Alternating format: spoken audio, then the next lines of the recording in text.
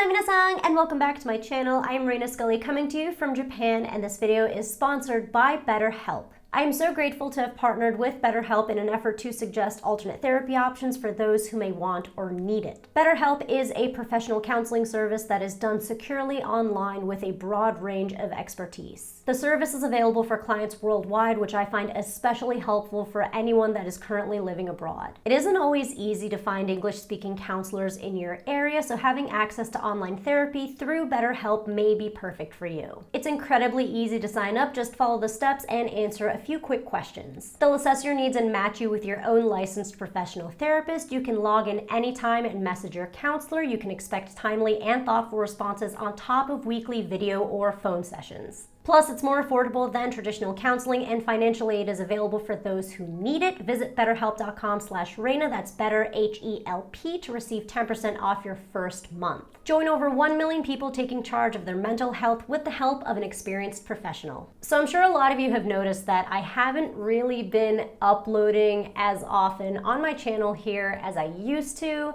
especially in the last 3 months or so. I get a few comments and messages asking where I am or what I'm up to, so I thought I'd openly acknowledge it and talk about it with you guys here. Plain and simple, I was super weird during and after my quarantine. I genuinely did not think quarantining in my own home for 2 weeks would have this effect on me or any effect at all, but it did, and it was really surprising. I am considerably better now, pretty much back to normal, so I thought I would discuss this very strange experience with you. So after my husband and I came back from New Jersey in late June, we quarantined for a full 14 days here in this house, as that is what is required when you return to Japan. And I went into specific details on what you have to do during your quarantine in my what it's like to travel to Japan right now and why you shouldn't do it video, like who is going to be calling you daily, what kind of information you have to give them, what kind of apps you have to download, etc. So if you're interested in that aspect of it, I will link that video down below. But anyway, the first few days were totally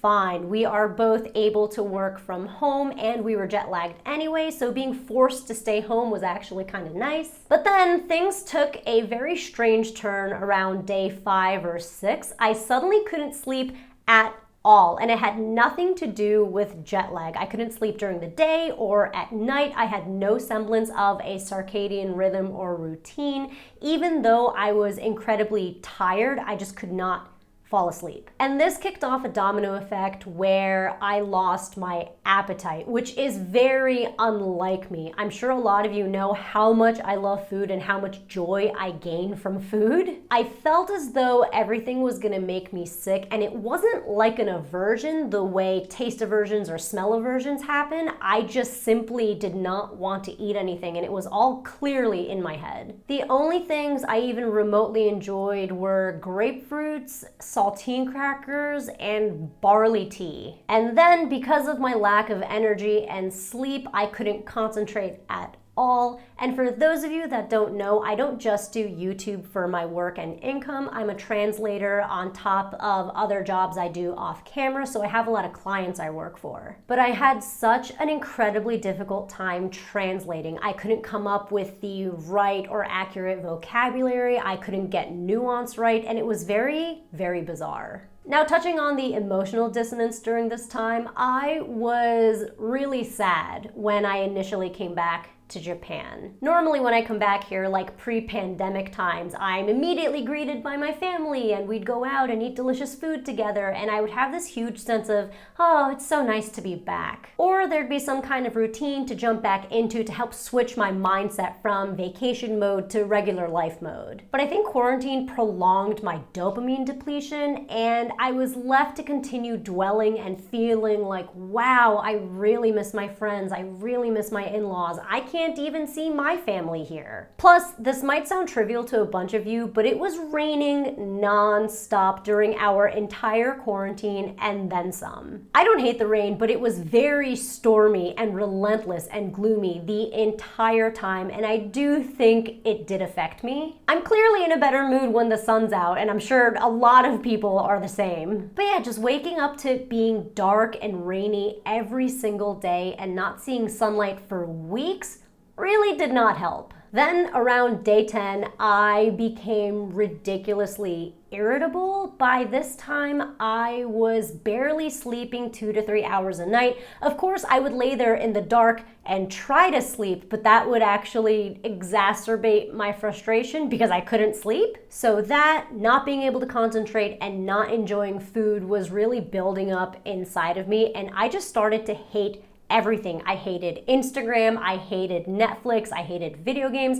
I just wanted to sit there and wait until the day was over while equally dreading the fact that I knew I wouldn't be able to get to sleep at night. And this continued on until the end of quarantine and even a while afterwards, which was extremely upsetting. I was genuinely expecting all of these icky negative feelings to go away the moment quarantine was over and the moment we'd be able to be a little bit more free, but it didn't. It took quite a while. Also, I do want to comment that it was really rough coming back to Japan and seeing that our COVID cases have reached the highest it's ever been. There were new state of emergencies being placed and prolonged hospitals were reaching maximum capacity, and there were even these quasi state of emergencies, which really just confused the public even more. So even after we were done with our mandatory quarantine, we never left our prefecture. We still haven't. I haven't been on a train since May when we left for New Jersey. I haven't been to Tokyo. I haven't seen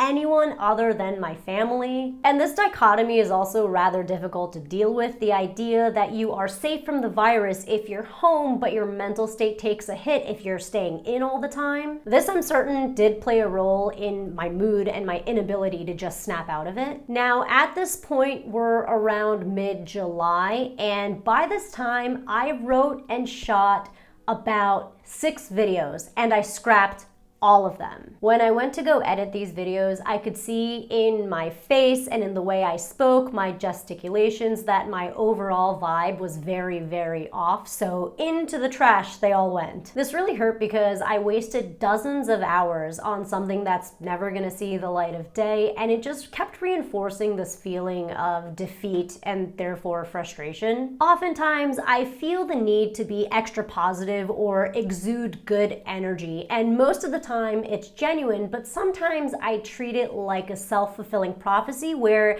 I feel like if I put it out there enough, it's actually gonna happen. And it does work sometimes, but it's not sustainable, and after a while it's very exhausting. So that was what kept happening in all the videos that I scrapped. I'd start very good and positive and high energy, and then it would just So during this weird emotional journey, I realized how important it is to acknowledge how you're feeling instead of trying to explain it away. You don't necessarily have to confront your emotions, but you should at least recognize them and allow yourself to feel them. My hurdle, personally, was constantly trying to tell myself, but I have nothing to be sad about. I don't understand why I feel this way. Don't I have it good? You don't have to justify how you're feeling to yourself, and I thought I knew that, but apparently I didn't. I do now, but on a different level. So that's really the main takeaway in all of this. You don't have to justify why you're feeling shitty, and quarantining for 2 weeks is surprisingly taxing on your mental health. And that's why I haven't been as active on YouTube until recently, so thank you for giving me the time to deal with myself and for caring enough to ask where I've been.